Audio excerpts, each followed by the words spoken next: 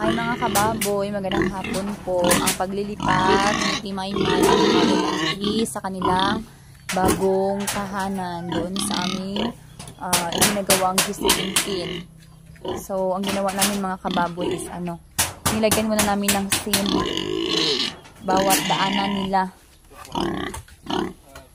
Kasi para masigurado na namin mga kababoy na maya-maya paglipat nila sa kanilang bagong tahanan, sa bagong lugar ay hindi sila or hindi kami mahirapan sa pasok o pagdala doon sa kanilang dalawa doon sa bagong nilang maglalagyan ng mga kababoy.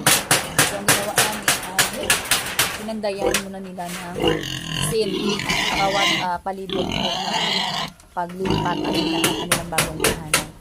So dito silang dalawa.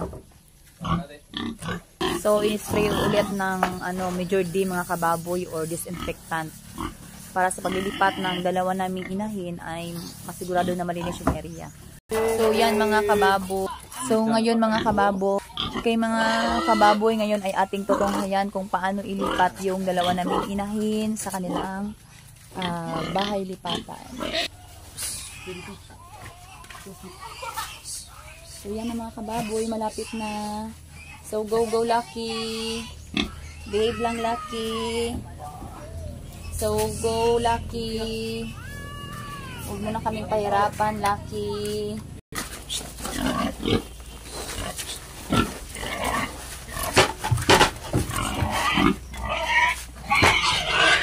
So, go, Lucky. Go, Lucky.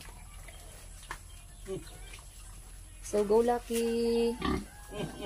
So, go, Lucky. Behave lang, Lucky. Yan, very good. So, malapit na. Yan, very good, Lucky.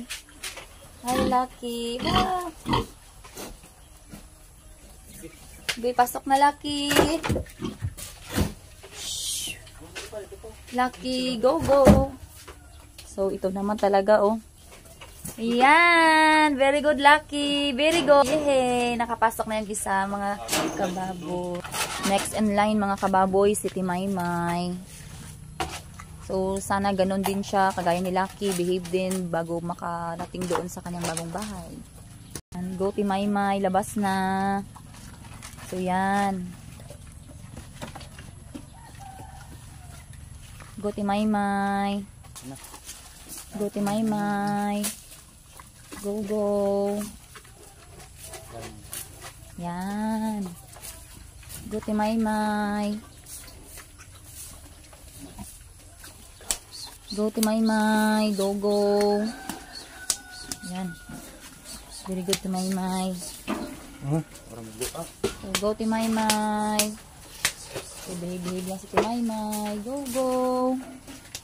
Go Timay May. So, iba yung So, yun na. So, go Timay May. Go. Wow! Ay, very good, Timay May. Yan! Papasok na rin sa wakas. So, ayan na mga kababoy. Naging empty na yung bahay kulungan nila. Timay May at saka Lucky kasi nandun nila sa bago nilang bahay kulungan. So, ginutom talaga ang aming mga alaga, mga kababoy. So, ayan na mga kababoy. Talagang ginutom ng dalawang alaga bago makalipat sa kanilang bagong bahay. So, ay ito na talaga yung yung kaunan nila mga kababoy.